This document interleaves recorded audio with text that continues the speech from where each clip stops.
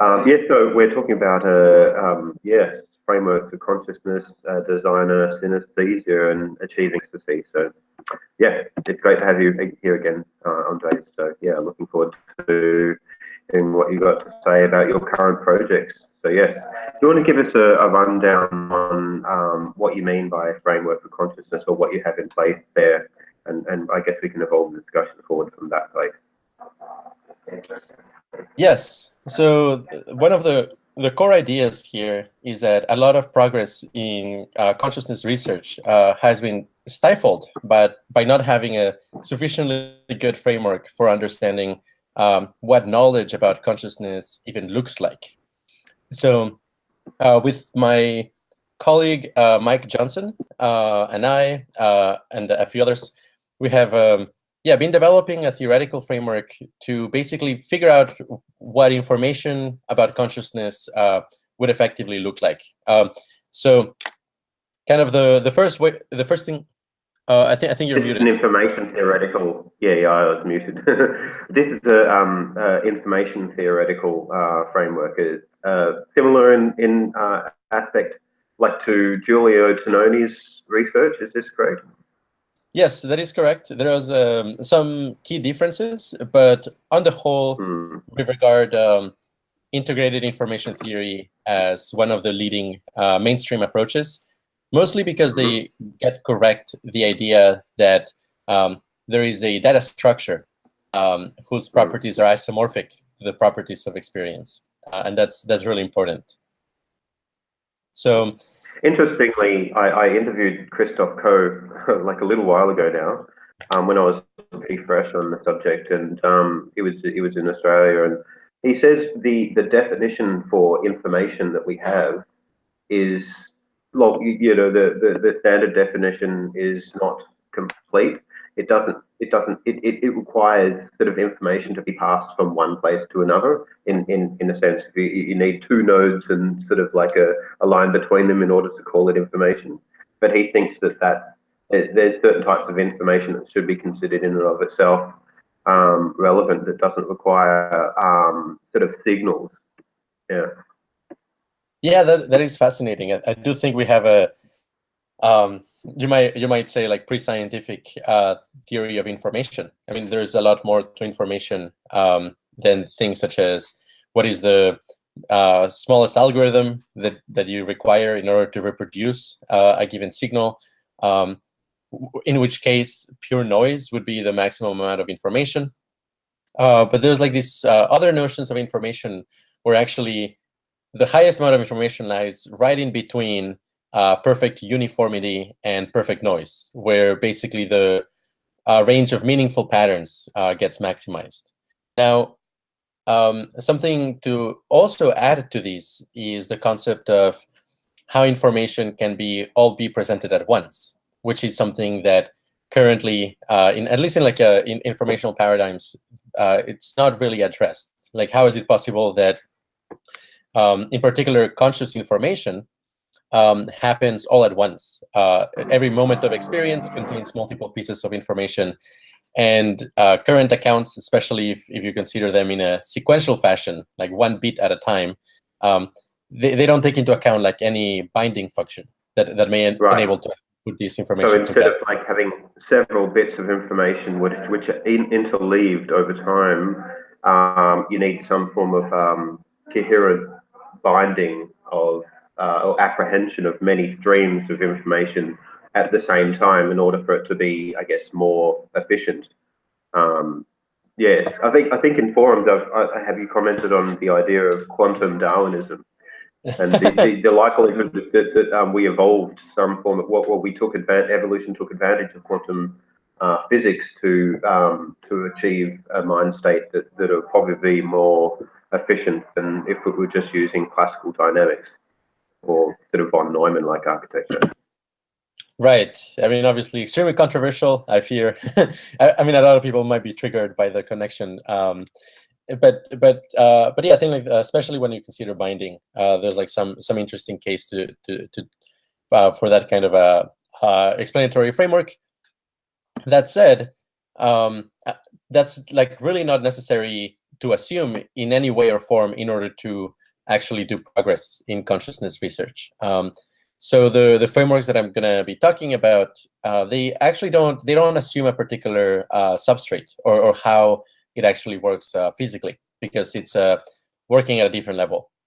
So let me first introduce, I mean, this is, first of all, there is this overall framework for understanding information processing systems coming from David Marr, which is a cognitive scientist in the 70s, developed basically this, what's been known as Marr's 3 levels of analysis, which is how you understand what an information processing system is doing, depending on the level at which you're analyzing it. So the very first level is what he calls the computational level. That is, what problem is the system even solving? What is the input-output mapping? How fast is it doing? Now, 2 systems that work the same at the computational level could be using very different algorithms, very different strategies for transforming the input into the output.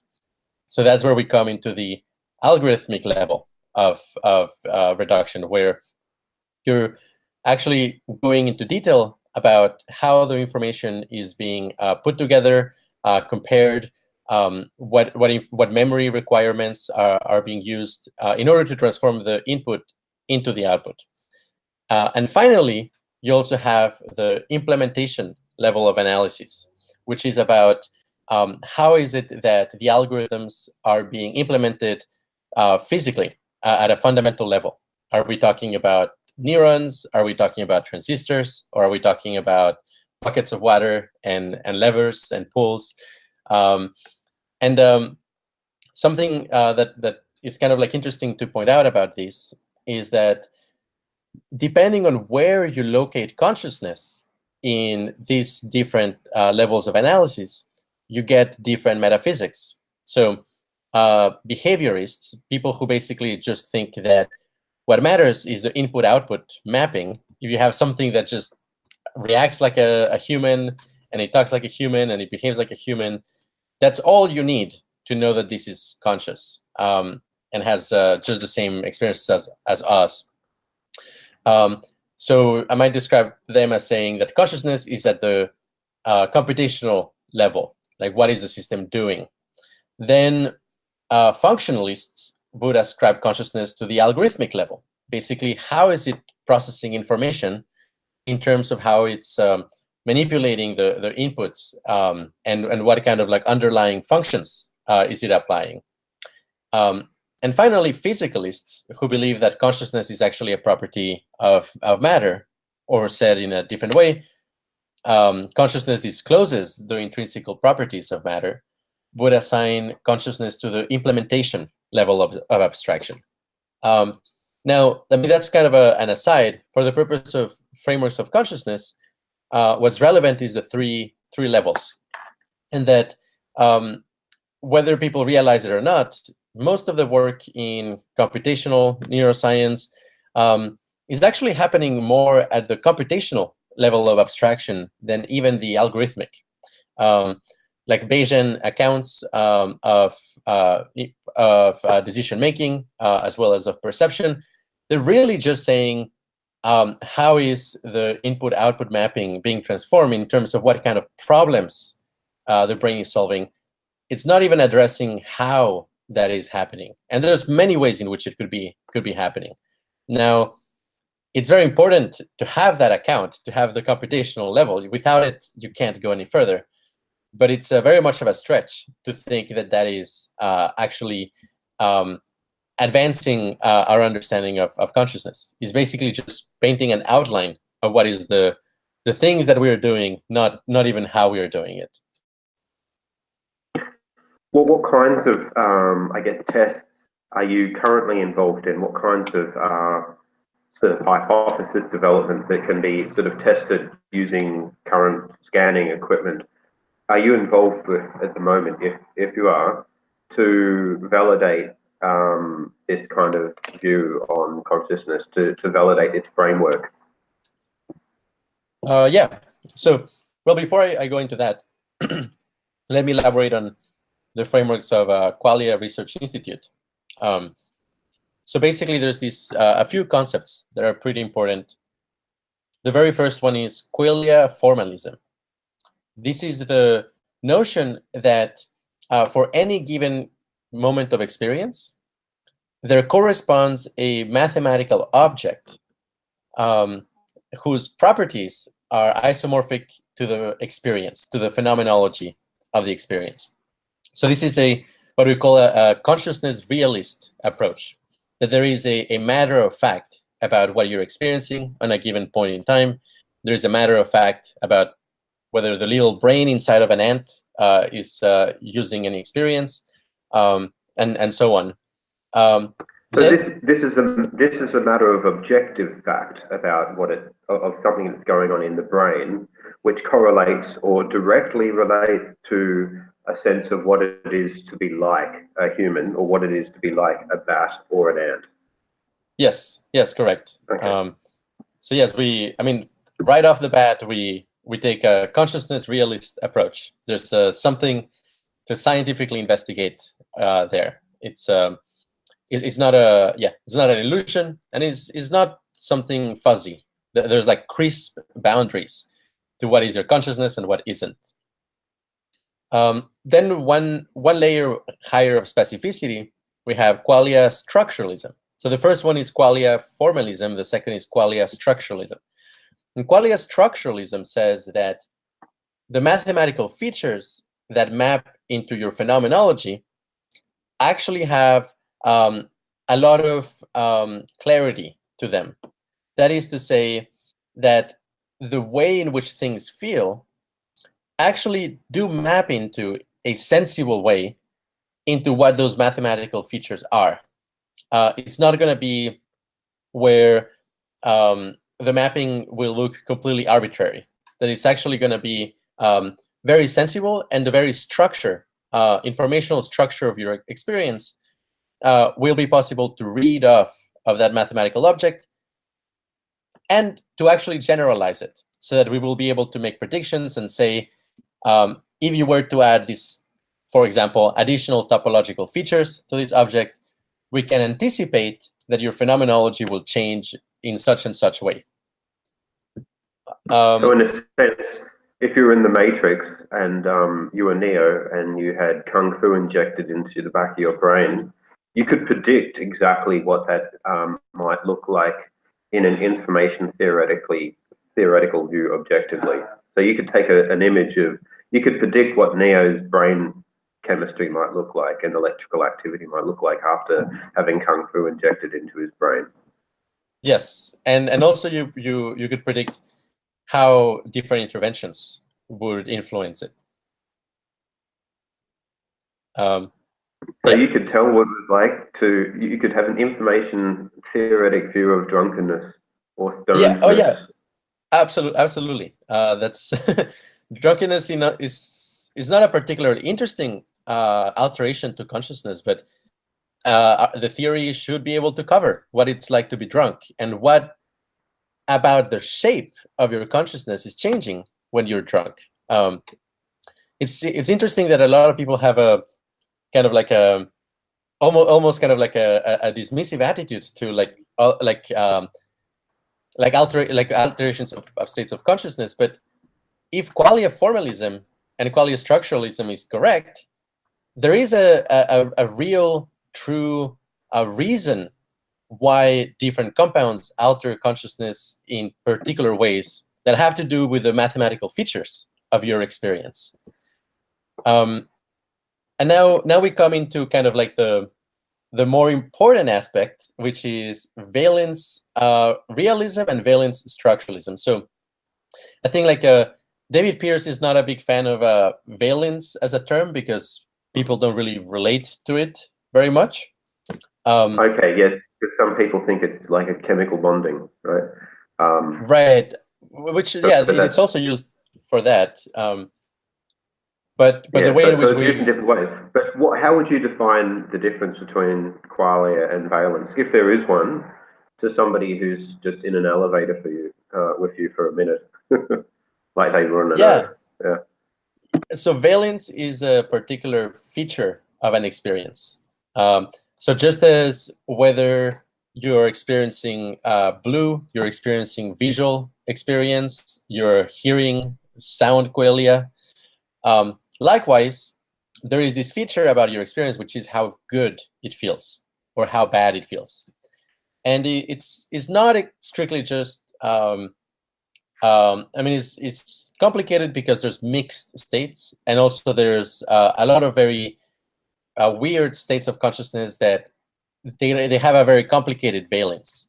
But there are some very clean states of consciousness where the valence is very, very clear. It's like, oh, this is very raw suffering. This is very, very raw pleasure. And that seems to be a feature of experience that just as in qualia formalism, we think it's absolutely real. It's part of your experience. And Valence structuralism, more so, is saying that the whether you're feeling good or bad matches to a mathematical feature of the object that's isomorphic to your experience. So with those frameworks, all of a sudden studying valence becomes something that is within the purview of physics. It stops being just like fuzzy psychology, stops being just subjectivism, like, oh, everybody likes different things, or it's very fuzzy to know whether somebody is in a state of love or not. But there's going to be crisp answers to how good you feel and why on any given point in time. Great. Now, we know everybody's brain is slightly different, and we know that the neural connections that are built up over a lifetime are going to be slightly different from person to person. How different would it be in measuring a certain state of valence from one person to the other? Would it be like the difference between measuring like an install of like Apache on Windows comparing to an install of Apache on Linux? We suspect it's probably not going to be that different. I mean, that kind of differences are super finicky, and just, yeah, under the hood, there's going to be a lot of things hooked in very different ways. I think like there's like the aspect of what stimuli trigger in you positive valence. Like some people may be really into a particular kind of food or really into a particular kind of art.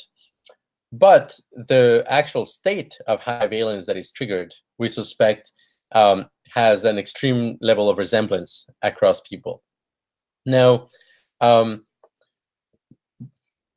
what a state of high valence might be on a given brain will probably depend on the shape of the brain, like how everything is connected, the connectome of the brain. However, we suspect that actually the overarching pattern of whether this is a good or negative experience will be remarkably similar across people. There's going to be a very simple mathematical feature that determines whether this is like wonderful or not.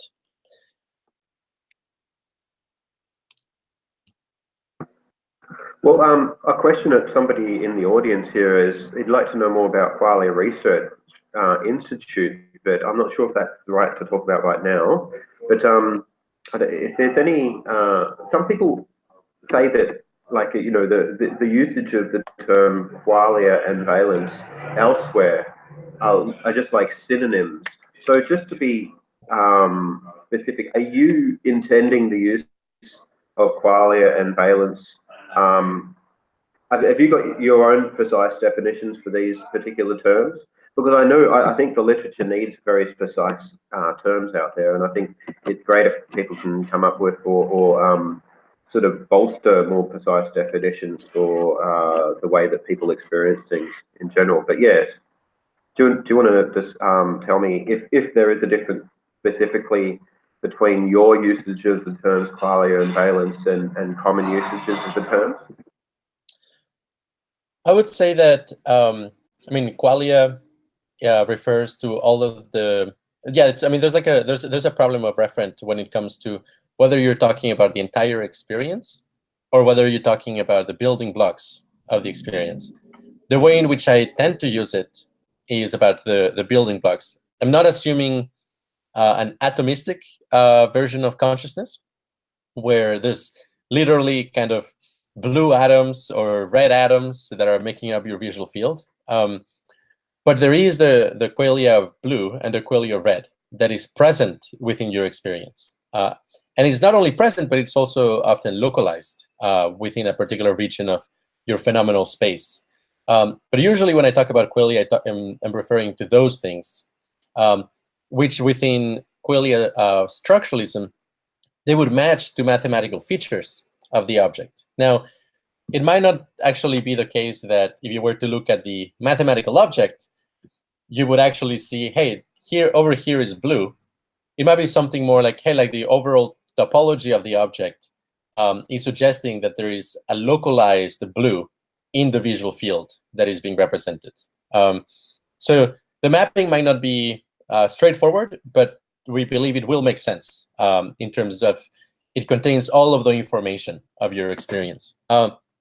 Valence, on the other hand, is much more narrow. I mean, it's almost kind of like talking about the qualia of color is a very small subset of all the properties of experience. Is really just how good or bad it feels, which, I mean, seems to be a very important part of experience. But also we suspect that if you take a experience at random, like a completely random experience, it will almost certainly have close to zero valence. Like it's neither going to feel good nor bad. You need to really kind of arrange the consciousness very precisely for it to have a strong positive or strong negative component.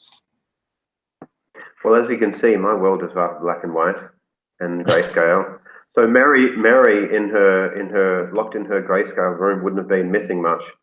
So there wouldn't have been a strong motivator for her to walk out that door into a colored world. Is that right?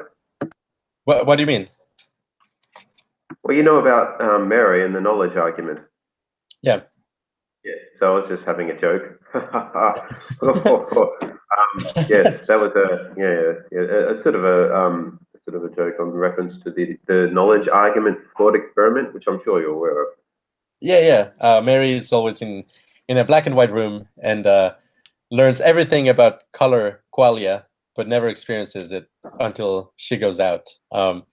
Yeah, there's a wonderful song by Dorian Electra, who actually presented a video with David Chalmers on the science of consciousness 2 years ago.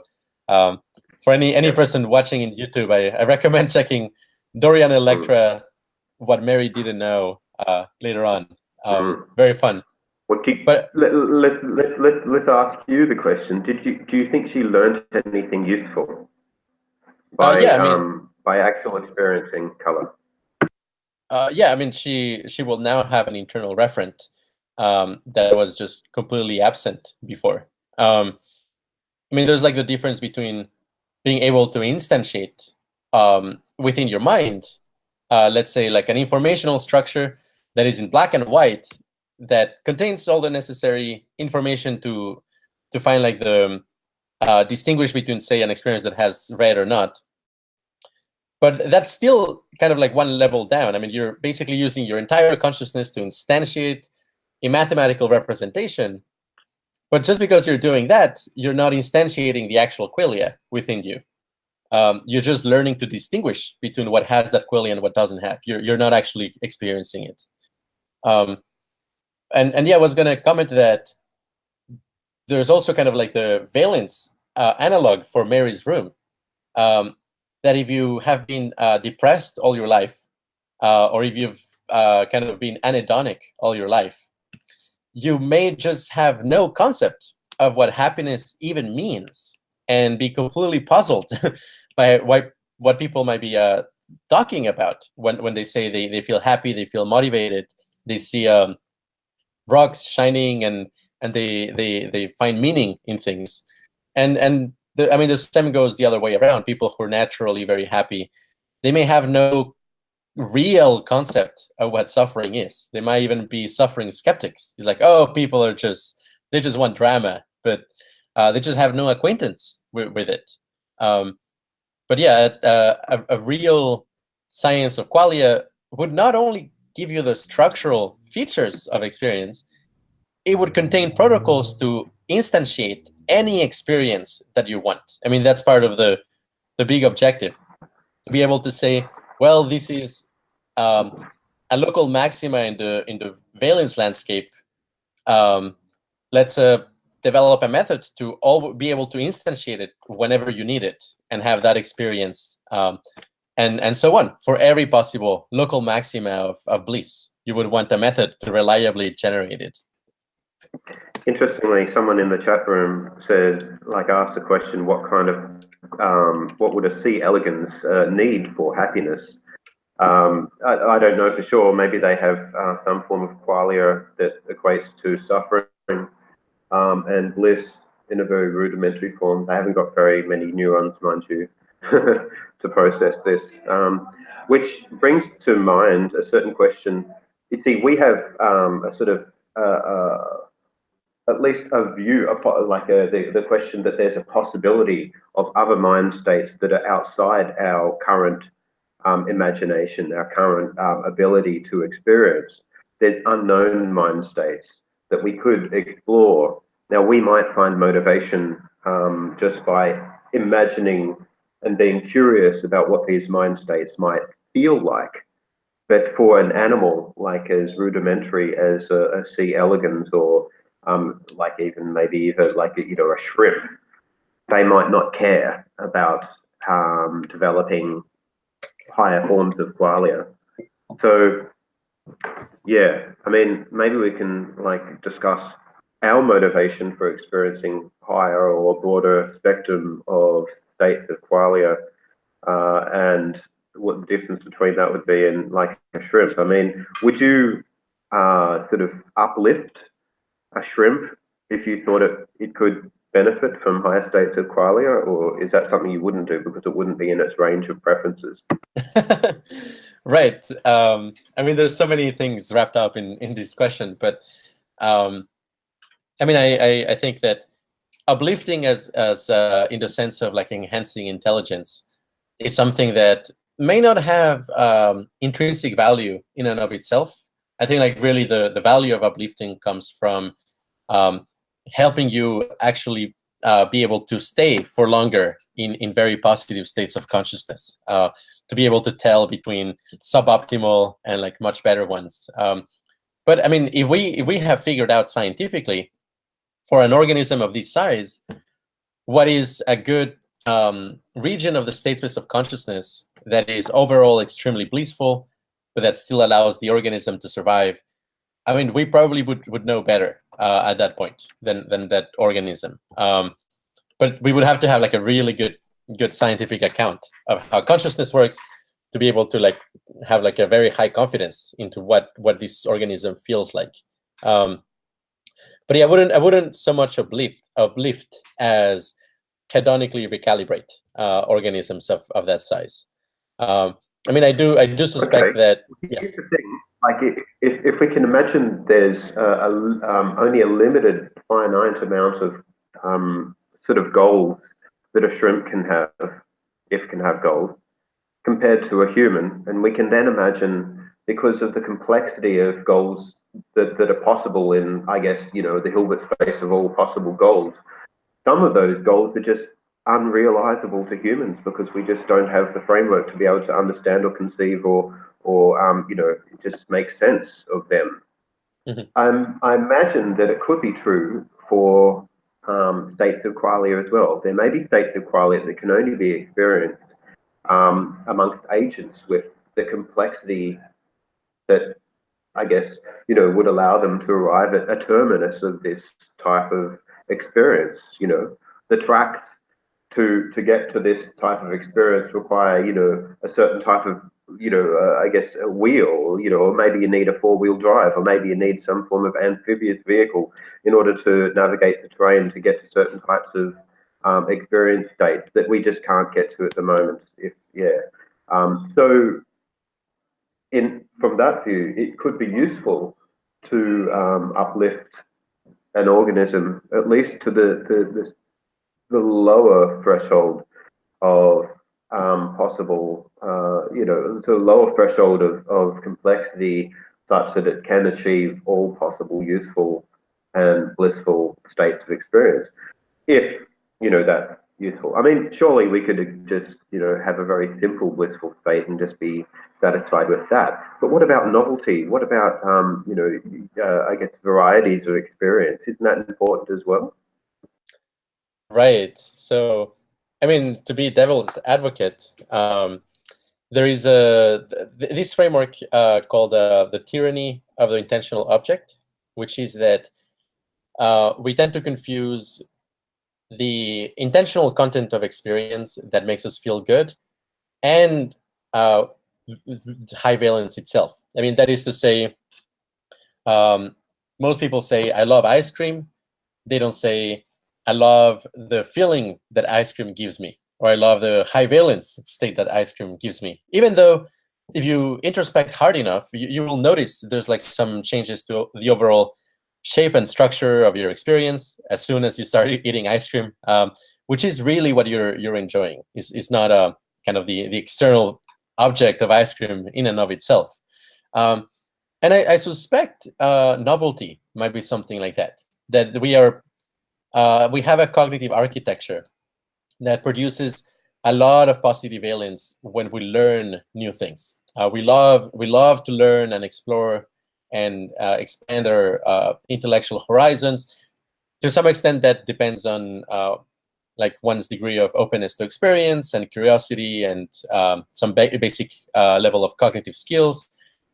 But it does seem to be that, I mean, especially very curious, very smart people, they derive a lot of valence gradients from learning and novelty. So there's the hypothesis that, hey, novelty is not intrinsically good. It's simply an illusion that it makes it seem that it's intrinsically good, and that has to do with instantiating high valence on us. I mean, I'm not convinced of this view.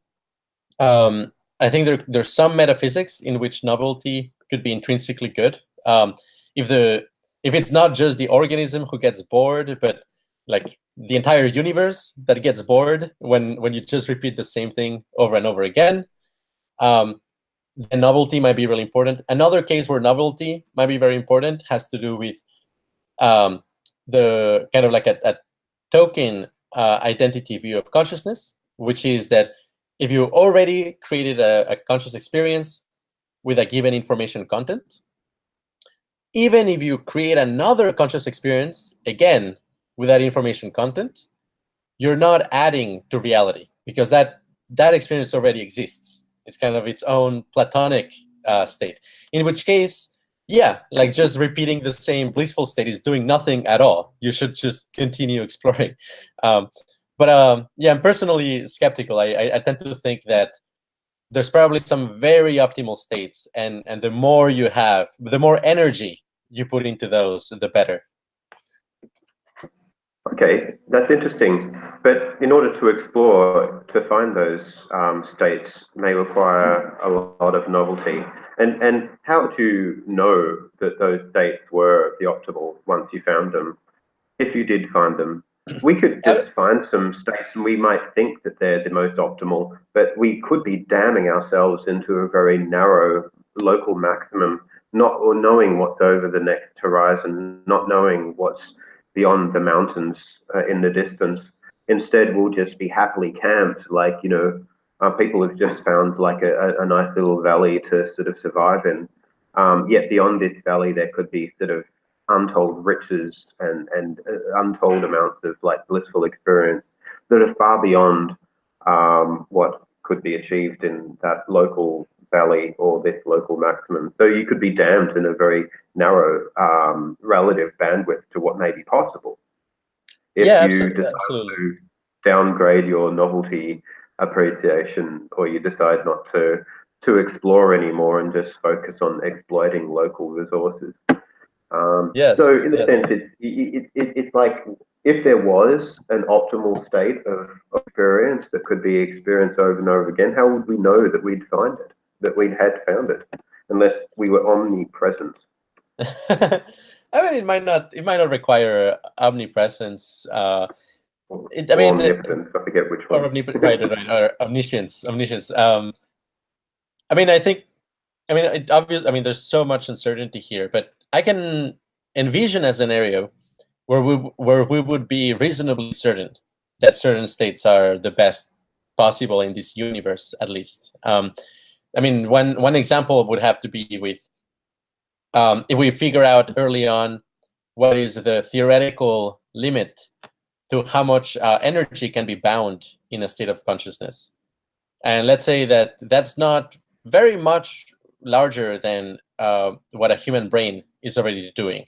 That if you create a brain the size of a house, or the brain the size of a planet, it still will not become a unified mind, no matter what you do, because the binding will only extend to small regions. You might have like small flashes of binding of a certain size, and you can't possibly get larger for fundamental physical reasons. And then the state space would be constrained to energy bound together of that size. And then you could systematically explore all the ways in which valence could change in that state. Plus, if you have a really good theory of valence, where you can read off the mathematical properties of the object, you may end up actually proving mathematically that there's only 17 different kinds of like maximum resonance symmetry high valence states, let's say, in which case, okay, you found them all, and you also have a proof that there's no more, mathematically solid, in which case, maybe you should just exploit at that point. I mean, I'm of the view that we should probably always keep a research group like trying to find like flaws. But when you come to very high level of certainty, maybe it's time to get the if you've got a really certain view, if your mathematical models have been so well predictive of actual reality that you can trust them enough to know that you've found 17 global optimums, universal optimum states of experience, then maybe, yeah, you might want to hunker down and exploit. But whenever there's some uncertainty, of course, you'd want to have some sort of research division going out and boldly going where no experience has been before. At least try to anyway.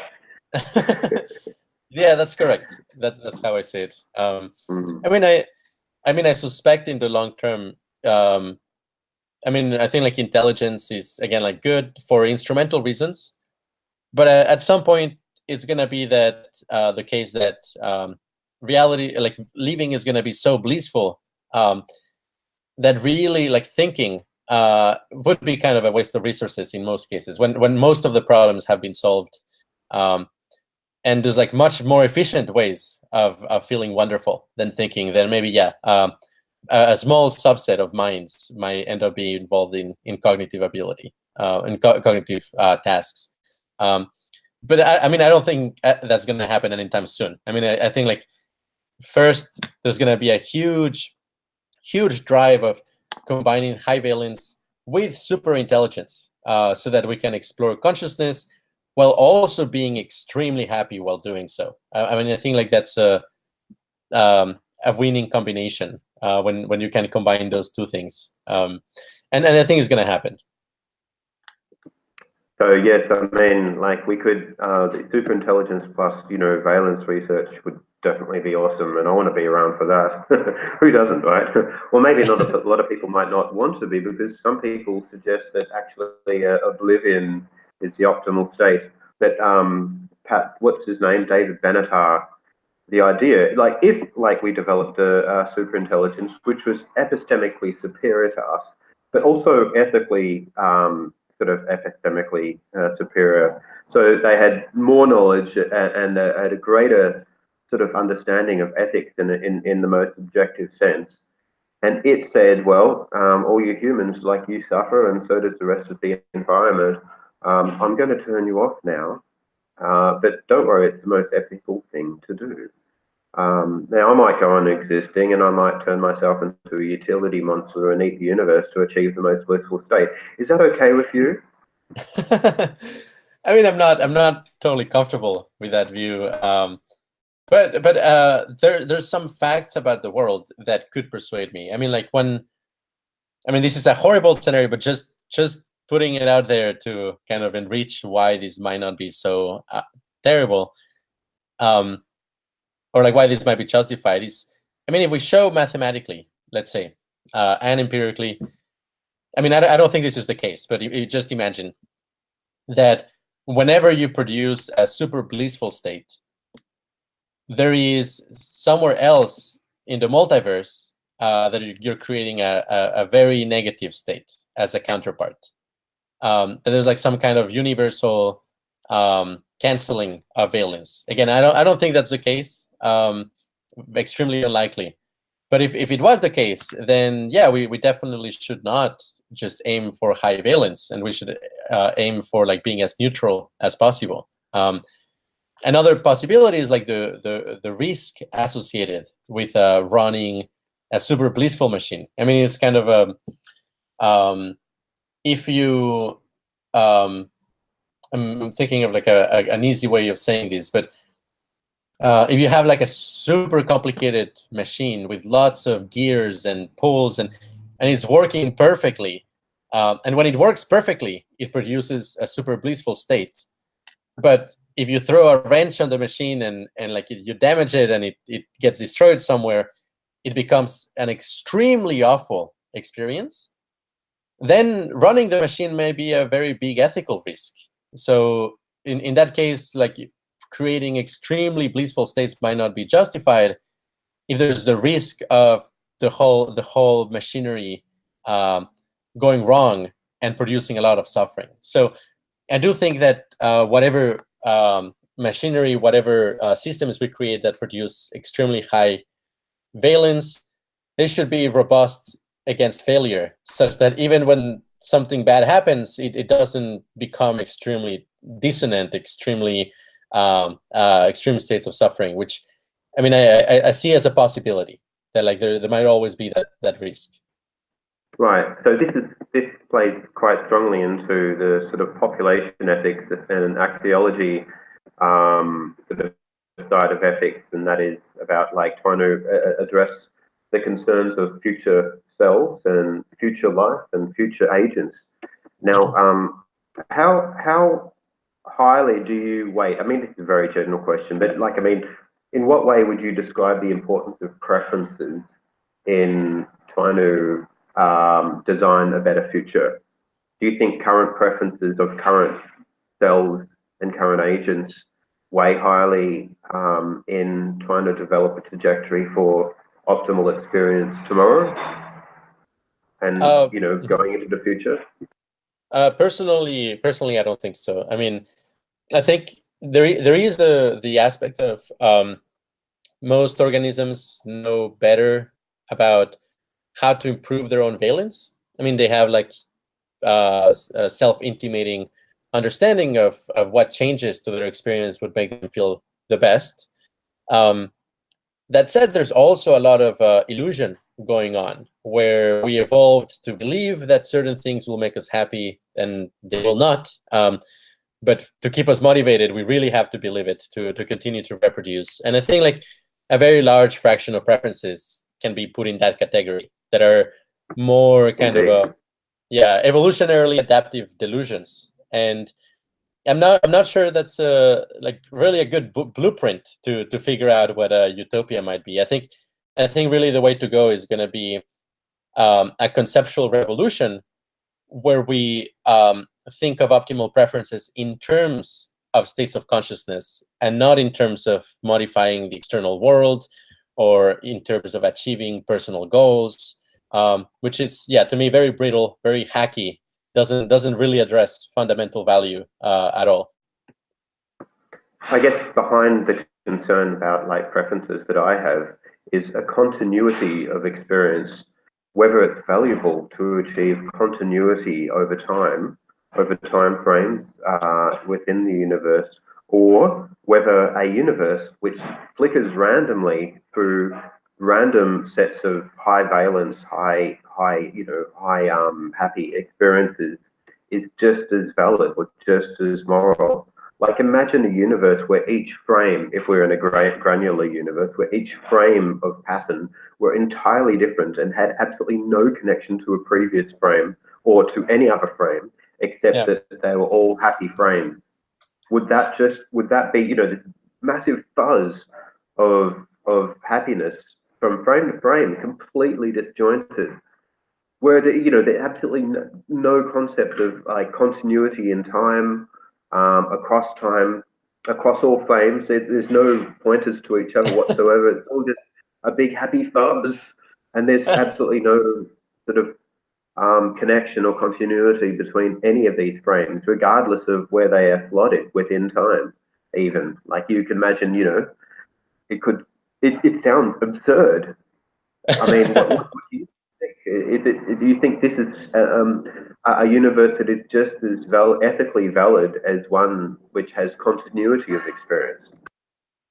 Well, I mean, yeah. I mean, to be candid with you, I think, I mean, there's a lot of like Buddhist notions where the craving for continuity is to some extent a cause of suffering.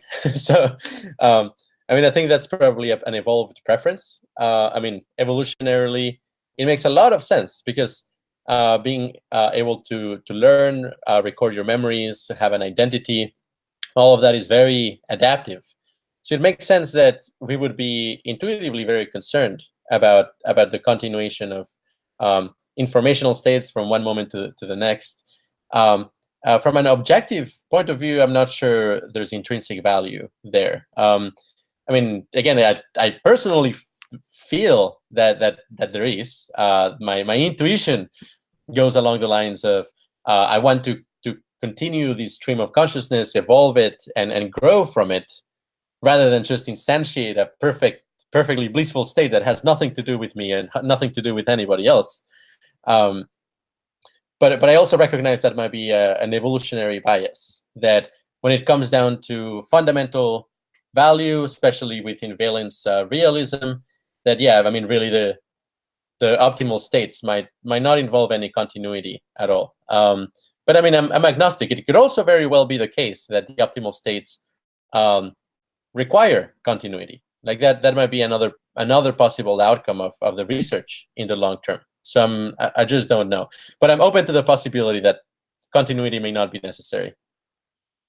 Right, outside of the like Tipler's omega point, it seems as though in order to achieve somewhere anywhere near optimal states requires planning and predictive power. Oh yeah. So I mean, in order to make sense of the universe, we need to understand it. In order to make predictions about the universe, we need to learn and test these predictions, which require a sort of a continuity of at least of a mental object of what's going on. So yeah, I mean, if we lived in a completely, well, I don't know if life's possible in a completely random sort of framed universe where each frame of the universe was completely different,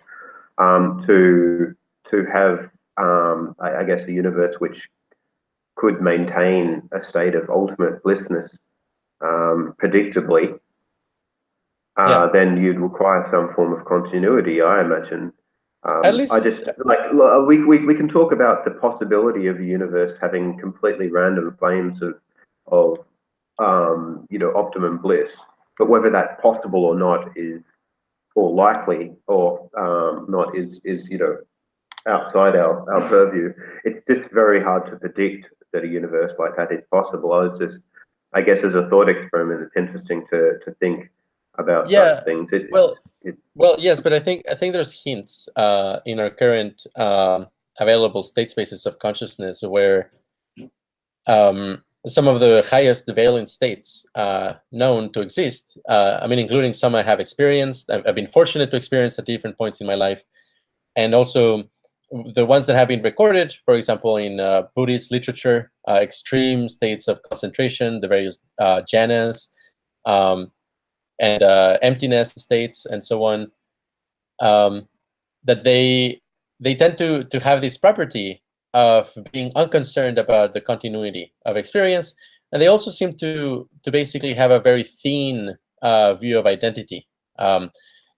And I think like that makes sense, because if you're raptured with pleasure and bliss in a non-craving kind of way, really like thinking about your identity, your continuity is kind of a distraction. I mean, it's capturing part of your attention that could be better utilized into more blissful experience. So even just to sustain the continuity, you're trading off for some additional awareness that you could be using more optimally. Now there is something weird that yeah, people also report memory issues, which is that they might be approaching a perfectly uniform or perfectly blissful state, and they can remember when they were about to enter it, but they can't remember the state itself, in part because they might not have like much interesting memory encoding going on. But I suspect that state might have been even higher valence than the one surrounding it, where there's still a sense of identity. Well, these things could be explained by our biological architecture and the fact that a lot of the states that we often achieve, the blissful states we often achieve, are often in anticipation of something. And maybe there's some evolutionary reason why we should remember those rather than just the ultimate blissful experience at the end as well. I mean, we could end up, if we just sat around like, you know, blissful milksops marching over lotus thrones, and just, you know, being smacked out for the rest of time and all eternity, we'd have nothing to offer subsequent generations of experiencing agents. Our descendants would ask us, "Hey, Daddy, what did you do over the last 1.5 billion years?" Oh, I don't know, you know. Yes. I mean, yes, as I said, around in a lotus position. Right. Yes, blissful gods in the lotus thrones. Yes. Yeah. I mean, again, I think we're very far from that being like a very instrumentally useful thing to do. But in the very long term, that like if you have like a certain amount of entropy left in the universe, you already know all of the optimal states. You have rescued as many other planets in states of suffering as possible. You're using as much of it as possible for optimal value. Then yeah, I don't see the problem with going into states that you might not be able to remember if it's the best use of energy at that point. Sure. I guess we'll know when we get there, hey? Sure. But hopefully.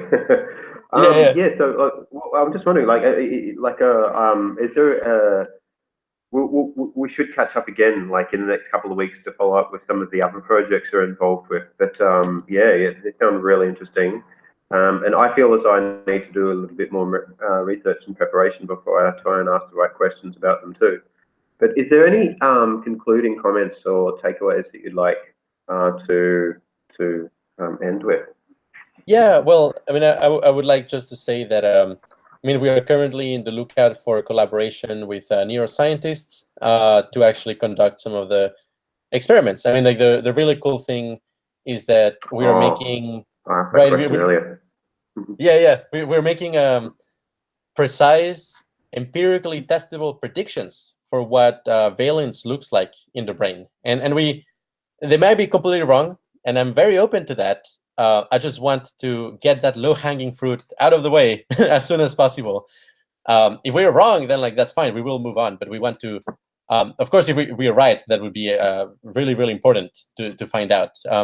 But yeah, so I will be presenting together with also Mike Johnson at the Science of Consciousness 2018. That it's in April. If anybody who's hearing this is gonna come over there, feel free to approach me, send me an email. We can chat over there. And if anybody with access to neuroscience labs and is interested in valence, contact me. I would love to collaborate. Right. Yeah. Okay. So if you if there's a URL or an email, I'll put that in the description. So do send all the useful information to me, and I'll put that in the description and provide a link somewhere too. So that's fantastic. Well, yeah, it's been fantastic speaking to you. Maybe next time we can talk about the architecture of some of the experiments you're doing. or that you require doing, because I think that'd be really interesting as well. So yeah, been wonderful talking to you again, and we'll do it again real soon, maybe in a couple of weeks or whenever you're next free. Perfect. Sounds excellent. Yes, and thanks. Yeah, Thank you thanks so heaps, much. man. And I love the background too. Yeah, I remember seeing that nice tie-dyed or that Mandela rug in the background, or yeah, last time. So, Yeah. No. Excellent. Well, thank you so much. Have a wonderful evening, wonderful day. Yes, absolutely. Well, thanks to everybody who also tuned in to watch this, and hopefully I'll have another one with Andreas soon. All right. Thank you, everybody. And Ciao. subscribe, everybody. Bye.